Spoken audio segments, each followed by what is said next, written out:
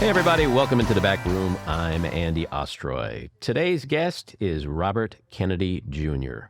We're going to get to him in a second, but first, thank you for tuning in. We appreciate you listening, and we'd love to hear your comments. So email us at backroomandy@gmail.com, and we'll read a few next time. Also, if you like the podcast, please follow and or subscribe. This way you get a notification every time we post a new episode. All right, Robert F. Kennedy Jr. is an environmental attorney, writer, author, and activist who is running for president of the United States. He's also been a very outspoken and controversial opponent of vaccines, and we're going to get into all of this today. Bobby, welcome into the back room. Thank you, Andy. It's very, very good to be with you.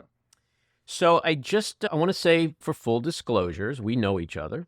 I've known your lovely, very talented, very funny wife, Cheryl Hines, for probably about 20 years now, since she was in my late wife's movie Waitress, fantastic movie. And then obviously over the years, I've gotten to know you. And we're actually kind of... She directed. And she directed Serious Moonlight. That's right. And we're technically family because my dog, Willie, came from your dog. So I have a Kennedy dog. My dog's a Kennedy. I have a Kennedy dog. I don't remember the dog's name, though.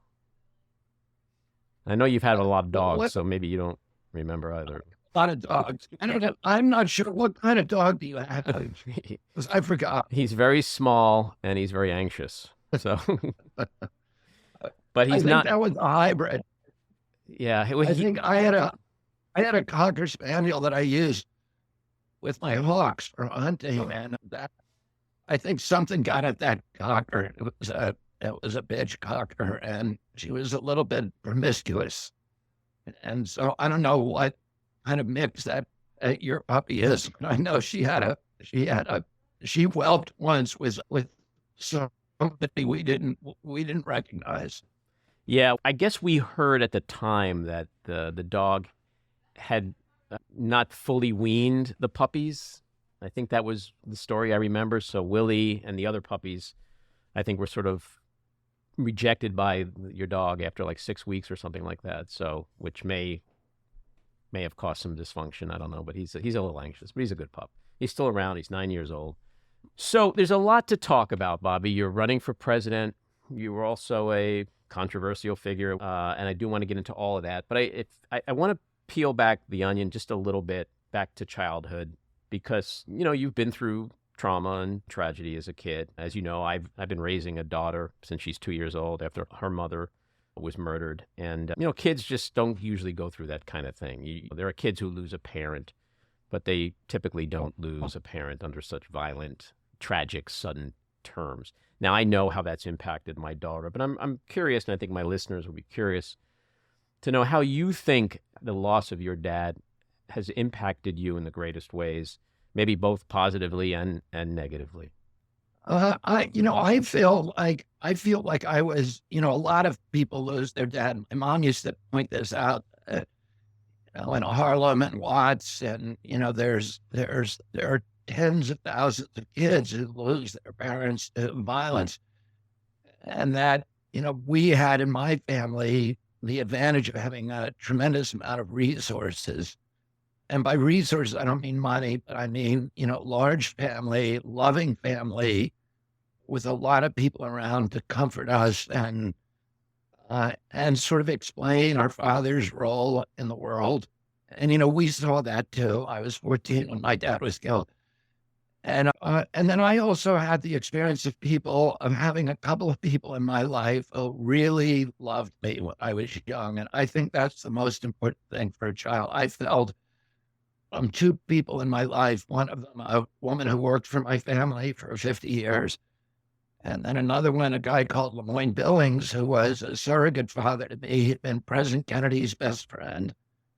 He was his roommate at Choate, and he experienced my Uncle Jack's death with the same trauma and agony as my father did. And so my father and he became very, very close after Jack was killed. And then when my father was killed, he became kind of a surrogate father to me. The summer after my father was killed in June, that summer, I spent the entire summer traveling around Africa with Lem Billings. My mother kind of got the older kids out of the house. There was 11 of us, 10 of us, and then she had another baby in December. But she needed to kind of get a hold on her life and get the little kids organized. So all the older kids were sent away to different. My brother David went to work for Cesar Chavez in Delano in California. And my brother Joe went to be a guide on Mount Rainier with Jim Whitaker, who was very close to my dad. My sister Kathleen went to work with the Inuit Indians in Alaska, and I was sent to Africa, which I'd had an obsession with from when I was little, with Lem Billings. And he then became kind of my, like I said, a surrogate father to me, and he really showered me with love. And I think that created in me some inner reservoirs of strength. And I think, to me, that's the most important thing to give to a kid. All your wisdom is, for a lot of kids, they're impervious to it, and all the lessons you learn, they kind of have to learn for themselves.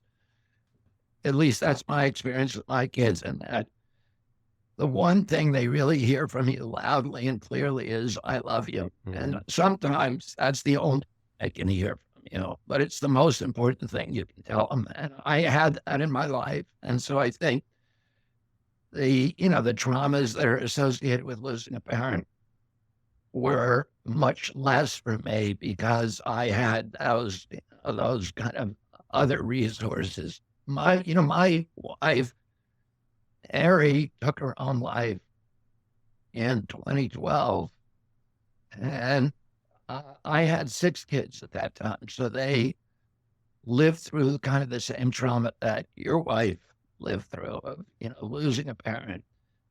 And they were at risk, clearly.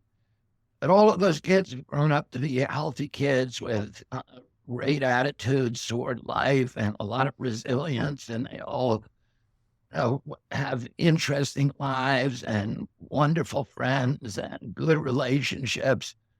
And I think, again, that's, part of that is Cheryl, who showered them with love. And, some part of it was, my own experience of having lived through something similar and being able to be there for them. I'm glad you said that about Cheryl because to me, she's one of the kindest, most generous people I've ever met.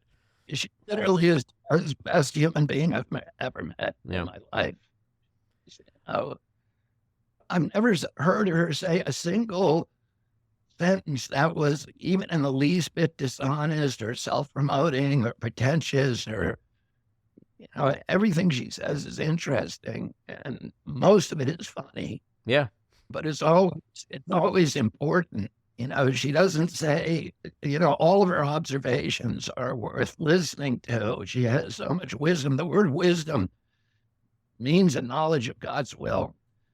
And she has this sense that she just knows what to do in every instance. She knows the right thing to say in every instance. She has this instinct about right and wrong.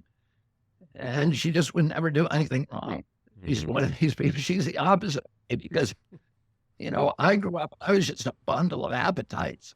And I was, feeding them, whatever the cause was to, myself and other people. Life is meant to be enjoyed, right? Isn't that what they say? Well, I enjoy a large part of it, more than my share. I made a documentary about Adrian, and one of the most poignant scenes in the film is when I'm sitting with Sophie, and she was about 16 at the time. And I said, if Mom were here today, what would you do? And she said, I would probably just go for a walk. And I'd say, what would you say to her? And she just broke down. She broke down, and when she was finished crying, she'd say, I would say whatever I wanted because I could. And so I want to ask you, having lived most of your life without your father, if your father was here today, and your father was an amazing, inspirational, beloved human being, and a lot of people often think about if he had become president in 1968 instead of Nixon, what the world would be like today. If he was here today, what would you want to say to him? What would you want to lean on him for?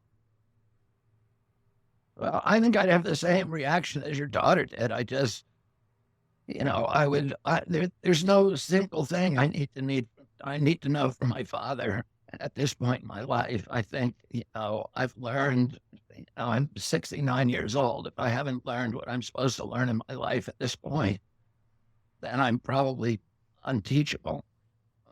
So, but, Do you really I think would that? I like mean, do to you think spend we time. stop learning at a certain age or stop growing? No, but I had to start learning.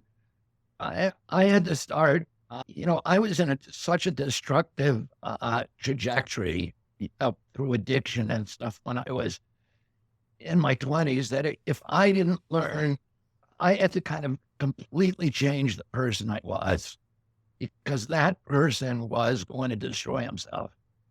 And so I had to go through a period of massive spiritual realignment. And if I hadn't done that, I would be dead.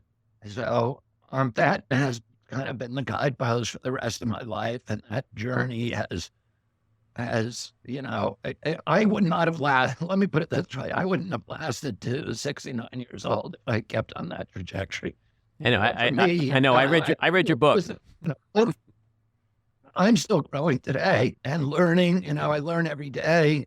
And old age for me is actually really good, because it's allowed me to sort of do some spiritual things that I simply couldn't do before, not just the way that I was constructed.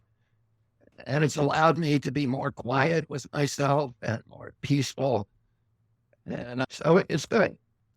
There's a lot about it that sucks, but it's part of a journey that we're supposed to be on. And it's like one of the oldest males in my family in many generations. Most of my family the males have died very young. Mm-hmm.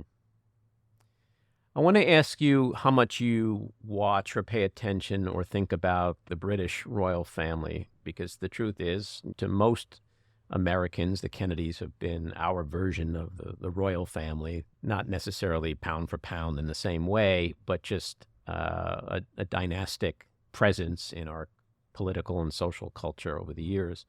And you see what's happening with the royal family now, and there's a lot of dysfunction and internal strife and infighting. And look, I'm not judgy because I come from one of the most dysfunctional families on the planet. But growing up and at your age now, do you understand when people say, the Kennedys are like the America's royal family? Do you agree with that? Is that something that you can appreciate in some way? Well, I don't really follow the British royal family much. I think they have a hard time.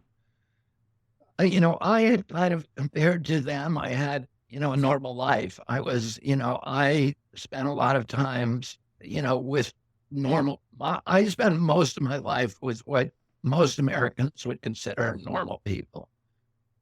I hopped freight trains across the country when I was 15 years old and was living in the hobo jungles. And, then I spent 2 years living in Alabama with, people who would call themselves severe rednecks. And, I've just spent all my life. I haven't lived a sheltered life. I've worked in normal jobs. I've worked my whole life. And I've never, I don't go until recently. I've never had security, and I've never, I just don't live a careful or elite kind of life. I've accessed the people at every level of society, including the upper echelons. But I've spent my career working with commercial fishermen and hunters and fishermen. And, so my life is not as regimented and as isolated as I think they are. I would find that intolerable to live the way that they live. I really would find it intolerable. I have a lot of sympathy for them because they're just regular human beings in this very odd, unnatural bubble. Mm-hmm. And and they have to behave themselves all the time. And if they don't, it's headlines. And that would be excruciating to me. I mean, I've made enough bad headlines of my behavior, but a lot of headlines, of course, for stuff that I didn't do. But, if somebody was following me around all the time, it would be a nightmare. And that's what they are. They cannot do go tell. anywhere. But, Stuff you want to tell that we don't know yet? About me? No. I said the other day I have a lot of skeletons in my closet. They're in the closet because I want them at the closet. I don't want them to get out. Well, that's usually where skeletons belong. Who were your early inspirations coming up? My early inspirations were, I came from a very Catholic family. My hero was St. Francis of Assisi, St. Anthony. We were raised with my father, taught us, was a great military historian, and he told us the stories of the great battles that changed history every night at dinner. My heroes were Alexander the Great and Richard the Lionhearted and, Saladin and Ponce de Leon, even the conquistadors who were reprehensible human beings were people like, and then Alexander Humboldt. I love Darwin. I love the biologists, Richard Speake, the African explorers. That's who I kind of grew up idolizing. And a lot of them nowadays are not politically correct. But, I grew up with kind of a Victorian sense of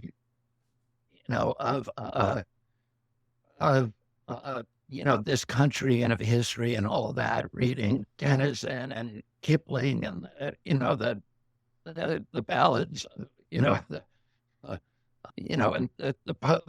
poet, the heroic ballads of that generation. And that's kind of, that was, those were the kind of fixtures, the moral fixtures in my life. And what about your dad? I mean, you were 14 when he died. Is your dad someone that back then you looked at and said, wow, I see what everybody else sees? Or were you just like the typical 14-year-old who was like, didn't want to be in the same room with your dad?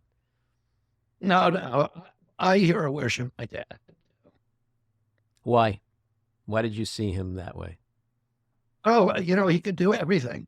He was good at everything. Mm-hmm.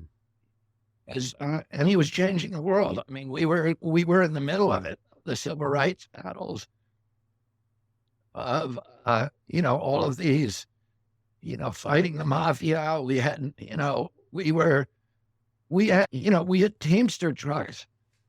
I mean, driving by our house every day and revving their engines in a menacing way. And my father, we'd be playing football on the football field in the front yard, and there'd be Teamster, trucks with Teamsters in them surrounding the yard, gunning their engines, making the smoke fly from there. And my father would just say, ignore them, don't take any notice of them, because that's going to give you pleasure, or give them pleasure. And so, we were in the middle of that our whole lives, and we knew that he was involved in these very heroic battles to stop war, to stop the cities from burning, to make America a fair place for blacks and Hispanics and Indians and farm workers. So, what was not to admire about that? And then he was an amazing athlete. He could do any kind of. He was a very, very graceful athlete, and which was one of the first things you noticed about him, and that everybody knew. And we played sports all the time. I've heard so many times and had so many conversations over the years with so many people about, all the what ifs. What if your uncle had been alive, and what if your dad had been alive? I'm interested to know, what do you think would have been the fundamental differences in America and in the world had both of those incredible people still been with us? I think we wouldn't have gone down this path of, becoming a warfare state. With our biggest economic driver is weapons and war. And, that's made us an imperial state abroad. It's destroyed our, moral authority across the world. It has hollowed out the middle class. It's turned us into a surveillance state at home. And, the function of the intelligence agencies and the Pentagon is to provide the military industrial complex with this constant pipeline of new wars. And it's destroyed our country. And it's all tied into the COVID response, which was a military response. HHS was not running Operation Warp Speed. Operation Warp Speed was run by the NSA, which is an intelligence agency, and the Pentagon. Why in the world were they running, a public health crisis? Mm-hmm. Well, I want to get to this stuff in a second. So this is a good segue into politics. So you've recently entered the race for the presidency in 2024. You have very judiciously avoided politics your whole life in terms of being a candidate. I know you flirted with a couple of situations with the Senate and Attorney General, but you've chosen to stay out of politics. Why enter politics now? I'm watching my country fall apart. I'm watching a country that emerging that, I want my children to grow up in a country that they can be proud of. And the world's exemplary democracy. And there is systemic corruption now in our country that comes from this, this merger of state, this corrupt merger of state and corporate power that is undermining all the values of our country and undermining what we're doing abroad. And I think a lot of people, for the most part, would agree with a lot of that. There are a lot of people that look at income inequality that exists in our country and civil rights, voting rights, things that we're still struggling with, racism, institutional racism, anti-Semitism, the rich getting richer, the poor getting poorer, corporate America not paying their fair share of taxes, all that stuff. Give me a sense of the first 100 days of the Bobby Kennedy presidency. How do you tackle that? What would be your biggest 2 or 3 agenda items? My administration is going to be, one of the key themes is scaling back our military commitments abroad. We have 800 bases abroad. We have, in other countries, and we're borrowing $6 billion a day, mainly from the Chinese, to keep them functioning. We spent $8 trillion on wars since the Iraq War with nothing to show for it. We spent $16 trillion on the lockdowns with zero to show, right? And that's $24 trillion that is being, paid for by the middle class in this country, not by the rich, but by the middle class. And it has gutted them. And the first thing we need to do is to systematically scale back our military commitments abroad. We need to, turn our country into a fortress where we protect our borders. We make ourselves too expensive to conquer. And then we focus on strengthening our economy, which is the true source of national strength. What's next? Then I fix the regulatory agencies, and I can go through each regulator if you want. I tell you what I do. But, the regulatory agencies are all captured by polluting industries and by pharmaceutical companies and, by the DOT is a wholly owned subsidiary of the railroads. USDA, the Department of Agriculture, is a sock puppet for Smithfield Foods and Tyson's and Pilgrims and Cargill and Monsanto. The EPA is just an extension of Peabody Coal and Exxon and the Coke Energy and all the big, oil, pesticides, Monsanto. When we sued Monsanto, we found emails that showed that the head of the pesticide division for like a decade, this guy called Jennifer Hammoud, was secretly working for Monsanto. So, and that's unfortunately true throughout these agencies. The top guys in these agencies, in many cases, are not working for the public interest. They're working for, the mercantile interests of these big corporations. A lot of people think like when someone runs for president, they know that they're not going to win, but they gather enough support that's going to give them a seat at the table. Is that something that plays into this? Are you looking in 24 or 23 or at some point to be sitting at the table saying, I have this base of support that's following me, and therefore my issues, my concerns, I want to see the Biden administration act more on some of these things? Is it currency that's motivating a lot of this? No, I'm in this race to win. I want to save the country. Would you consider being an independent in 24? I'm I'm counting on winning. No, that's what you should be saying. So you're saying the right answers. So let's shift. You're implying that I'm being insincere. No. There's a reality when certain people run for office. It could be motivated by a lot of different things. Assuming you're going to win is what should be the answer. So that's my motivation. If it weren't my motivation, Cheryl would not be supporting me. Anyway, I mean, you can look at what the polls say right now, and they're pretty encouraging. I can't imagine anyone throwing their hat into the ring unless they truly wanted to be president and expected to be president, because it's not the greatest process in the world to be involved in. So I want to shift gears. Exactly. Well, I want to shift gears and talk a little bit about the controversies. But first, what I want to do is I want to go back in time and read something that I put together about your career, because I think it's important that people understand all of Bobby Kennedy. And so just bear with me for a second. You are a champion of environmental issues. Your positions on clean energy and land conservation are aligned 100% with the Democratic Party. You were once considered to head the EPA.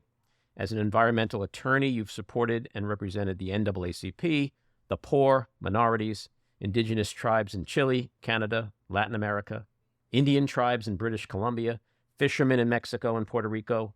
You've lobbied Fidel Castro to scrap plans to build a nuclear power plant. You've battled against pollution by factory farms.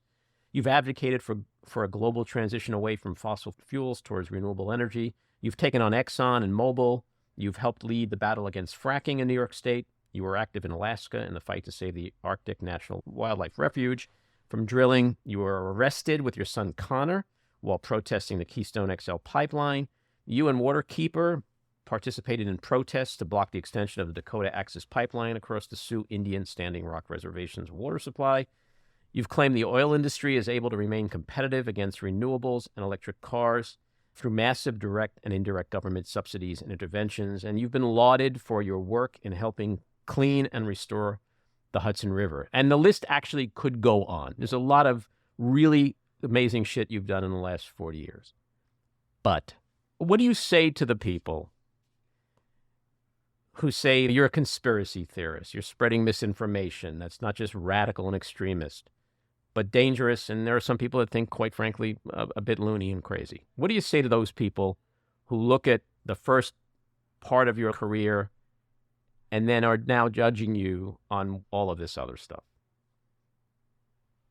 I said, tell me where I got it wrong.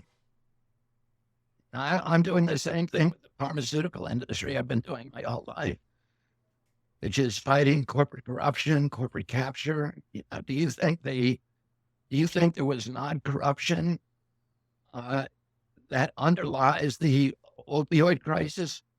No, FDA is a captive agency. Half of its budget comes from pharma, and they green-lighted opioids. They told us they were safe and effective, safe and effective.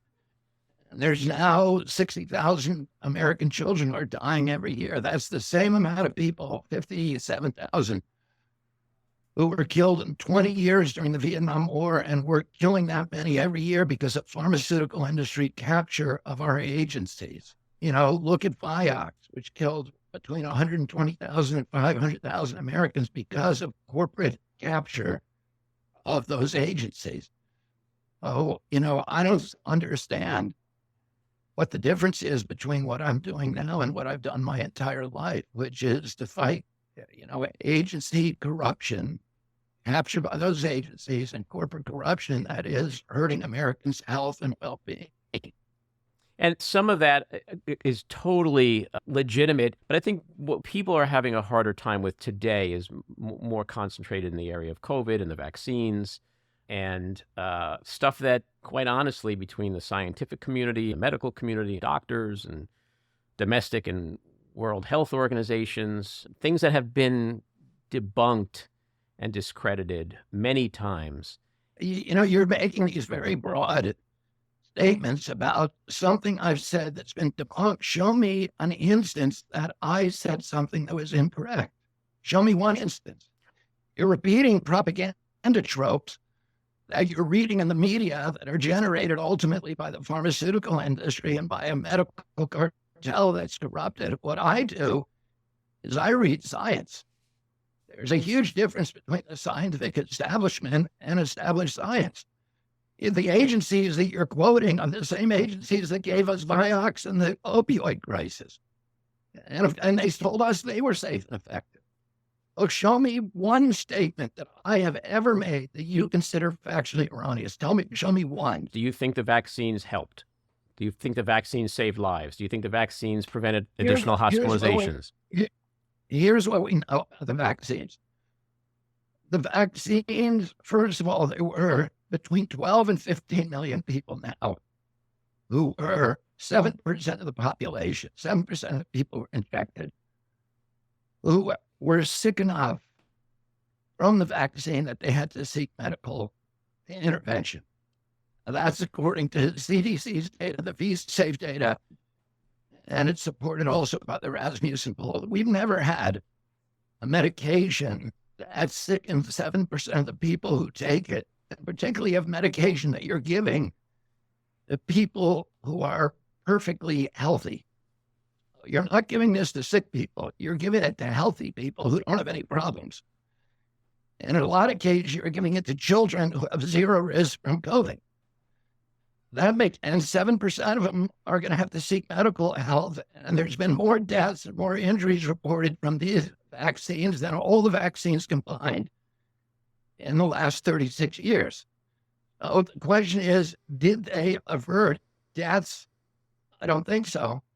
I think some people may have been benefited for a short time. Here's what I would say the most important thing is, Andy, look at the Pfizer data.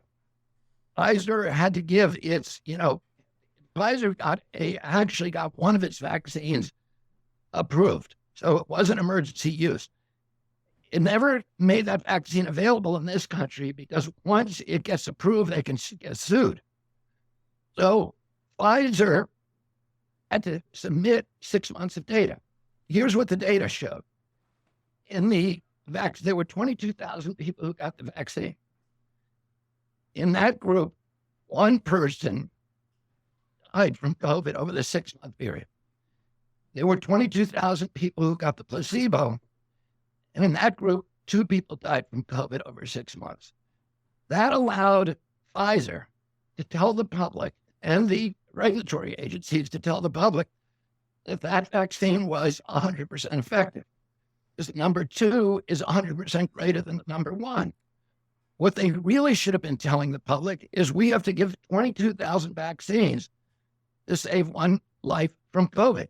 Now, if you're going to give 22,000 vaccines to avert one COVID death, you better make sure those vaccines aren't killing anybody. How do you do that? You look at all-cause mortality over that 6 months. Here's what that data show, and you can go to that data graph, which is called S5, in Pfizer's submissions to FDA. And what that graph and the other data in that section show is that there were 17 deaths, all causes, in the placebo group, and there were 21 deaths in the vaccine group. So here's 22 more. What that shows, if you take the vaccine, you're 21% more likely to die over the next 6 months than if you don't. Now, what were they dying of? Well, we know that too, because there were 5 cardiac arrests, fatal cardiac arrests, in the vaccine group and only 1 in the placebo group. What that means, if you take that vaccine, you are 500% more likely to die of a cardiac arrest over the next 6 months than if you don't. And it also means that for every life from COVID that they're saving, they're killing 4 people from a cardiac arrest. I tried to find the statistics about deaths from COVID vaccines, and I just couldn't. There are things that have been debunked, claims that have been debunked. But show me where they've been debunked. Well, I mean, show me where what you're doing is the Commonwealth Fund, for example. Vaccines prevented 18 plus million additional hospitalizations and 3.2 million additional deaths. Without the vaccine, there would have been nearly 120 million more COVID-19. I mean, my goal was not to litigate this subject, because you're a litigator and I'm not. But let's litigate it, because you're made. Let's litigate. No, I'm just sort of presenting what the consensus in the country and in the world is. No, the Commonwealth Fund is not a consensus. I'm telling you CDC data. If I get it wrong, tell me. The Commonwealth Fund is not a scientific study. It's a modeling prediction. And with all modeling predictions, it's garbage in, garbage out. So what they're saying, they start with a bunch of assumptions that the vaccine is going to save so many people. Then they look at the population wide and they said, oh, this is how many people that it saved. Well, answer me this then. How come we get the highest body count from COVID on earth in our country? We were one of the most vaccinated countries in the world. And we had a death rate in our country. We have 4.2% of the global population, and we had 16% of the COVID deaths. How is that a good record, Andy? How is that a good record? I'm just saying that whether you look at the CDC or you look at the scientific industry and community overall, the medical profession, the consensus is that the vaccines work, and there's no proof, no empirical evidence that there was any kind of meaningful deaths solely related to the vaccine. Do people die? I mean, I've seen instances where people have died after taking a vaccine, but they may have also been in the hospital for 4 months with leukemia and pneumonia and other things. And so the general consensus just doesn't support this stuff. I think that's what people are concerned about. Well, here's the thing, Andy, when you use the word consensus, you can't use science in the same sense. Because science is not done by consensus. That's a vote. You're talking, what you're doing is a logical fallacy. It's an appeal to authority. You're saying because CDC says it's so, and it must be so, or WHO says it's so. Those are captive agencies. Those are the agencies that created this product, made everybody use it. Of course they're going to defend it. Let's look at real science. What about the tail? And what about the virus that just died out the minute everybody started taking vaccines? Like, there's a reality to the end of the pandemic. It died out in Haiti. It died out in Nigeria long before it died out here. And they didn't have vaccines. They had 1%, 1.5% vaccine rate. Oh, and they had, Haiti had a death rate of 15 people per million population. Our death rate was 3,000 per million population. Nigeria's was 14 people per million population. Ours was 200 times that.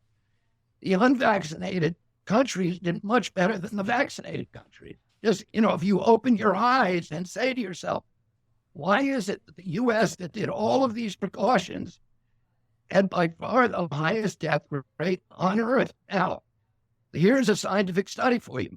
The Case Western, the Cleveland Clinic, mainstream medicine, looked at 56,000 of its employees. And what they found was that, yes, the vaccine offers some help during the first 2 months. It offers some protection against COVID. That protection quickly declines. 7 months, it's gone into negative efficacy. That means that you are more likely to get COVID if you've had the vaccine after 7 months than if you never had the vaccine. And that's one of the reasons why probably, almost certainly, why the pandemic lasting longer, it keeps going on and on. Because what we're doing is we're vaccinating, and you actually get more likely to get sick. But isn't it just a virus now, like the flu, where it's here to stay? We need a vaccine every year to prevent it. Again, the data, the scientific studies in general just don't support these claims. No. You're repeating propaganda tropes from the industry.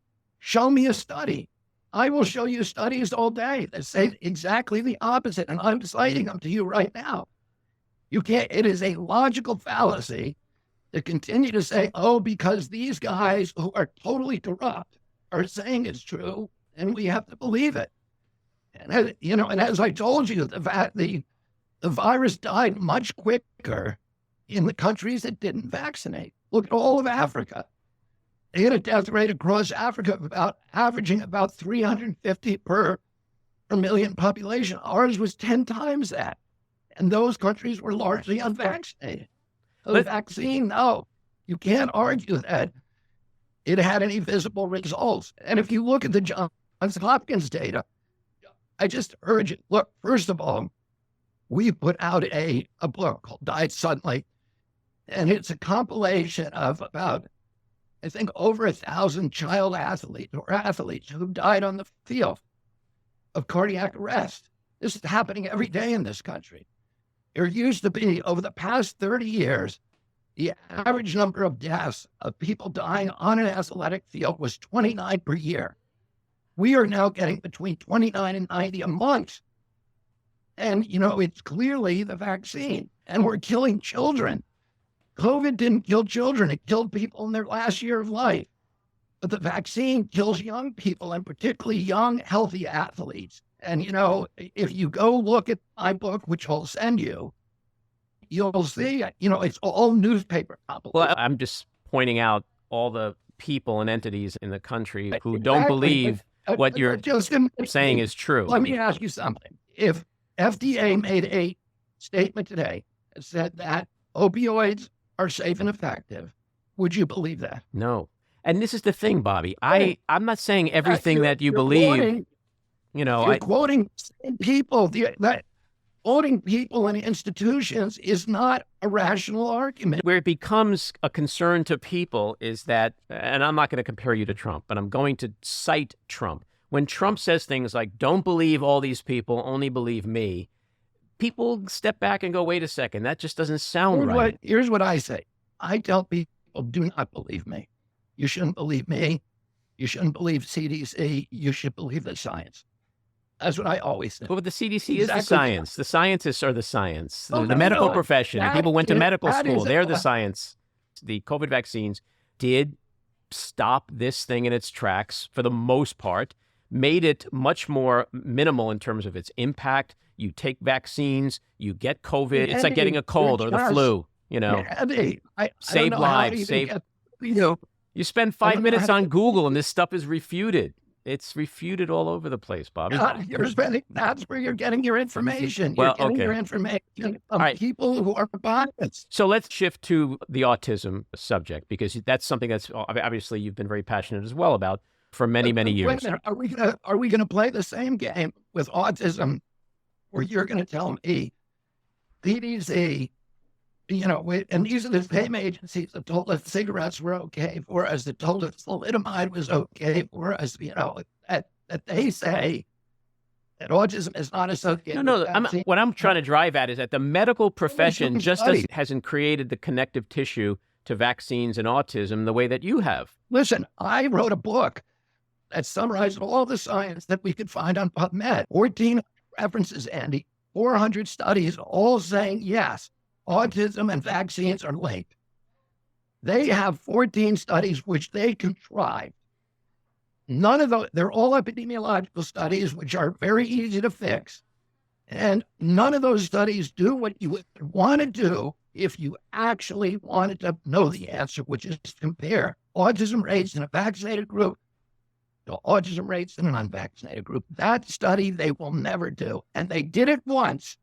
In the vaccine safety data lake, Thomas Verstraeten, who is a Belgian researcher who was brought in by CDC to study the vaccine safety data lake in 1999, which is the biggest compilation of vaccines and medical records in this country. And they worked on it for 6 months. And they came back and said the first data run they did, they looked at the hepatitis B vaccine to children given during the first 30 days of life. They compared it to children who didn't receive the vaccine or who received it after 30 days, and they said there's an 1,135% elevated risk of autism in children who got that vaccine. Then in 2004, they studied the MMR vaccine specifically, and the chief scientist, the senior vaccine safety scientist at CDC, said that his boss, Frank DiStefano, and he's still at CDC, his boss, Frank DiStefano, whose name appears on the study, when they found out that Black children who received that vaccine before 36 months had a 350% greater chance of getting an autism diagnosis than those who received it later, Frank DiStefano called all 5 CDC scientists into a conference room and had them destroy the data, the race-related data, the data on the Black children, to hide the effect. This is the agency that you are citing, and you can go and look up what I'm telling you right now, and you'll see that it's true. And you are citing this agency, which is utterly corrupt. But you're telling me to look up, but before you knock me for looking at Google. My point is that I know you're very passionate about this stuff. I'm asking you to look up facts, not somebody's opinion. Well, but that's the position. That's the position I'm taking in terms of representing what a lot of people felt, that when they research this, that the facts don't support this. This has been a subject for decades, and there's no connectivity, scientific medical data that supports that kind of connectivity, that alarming connectivity, or the rise in autism to vaccines. You know, I'm not a doctor. But I listen to what doctors say for the most part. Yeah, right. But they don't. The doctors, if they're not looking at the scientific, if they're quoting CDC, and that's where they're getting their opinions, and it's irrelevant. Well, but one of the issues that I have is that as a guy who has spent so much time championing the environment and citing science to support the positions you've taken, it's hard to make that distinction. You know, science over here is great, but science over here is not. You're conflating things. I look at science when I do environmental issues. I look at science when I do pharmaceutical issues. I don't listen to regulators. EPA is corrupt. CDC is corrupt. FDA is corrupt. Saying there was a scientific consensus that the sun rotated around the Earth when Copernicus came along. Look, we are not going to agree on this, and certainly I appreciate your defending your positions. I'm just here to say, look, I'm not a doctor, I'm not a litigator, but I do spend a lot of time reading, and I have not seen anything that supports this. But in our final minutes, let's shift. Tell me what the next few months of your campaign looks like. I'm going to be spending a lot of time in primary states, or early primary states. Where are you focusing the most right now? I'm in New Hampshire. I'm going to be going to South Carolina next week. Well, Bobby, I know you got to run. I really appreciate you coming on, and good luck to you in your campaign. Thank you, Andy. Enjoyed talking to you. Take care. That's episode 68. If you like what you've been hearing, and even if you don't, let us know. We appreciate the feedback. You can leave us a message at 845-307-7446. Email us at backroomandy@gmail.com or tweet to me at Andy Ostroy. And when you listen, please take a quick moment to rate and review. It's very helpful. And it's also helpful for us and for you if you subscribe or follow. This way you make sure you get notifications every time we post a new episode. I want to thank my co-producer, engineer, and editor, Matty Rosenberg, associate producer, Jen Hammoud, Cricket Lengyel for our artwork, Andy Hollander for our kick-ass music, Patricia Wind and the Epicurean for the Backroom Studio, and a big thank you again to our guest, Bobby Kennedy Jr. So keep your eyes on Washington, Hollywood, and your own backyards, and we hope you'll join us again next time. Have a great week.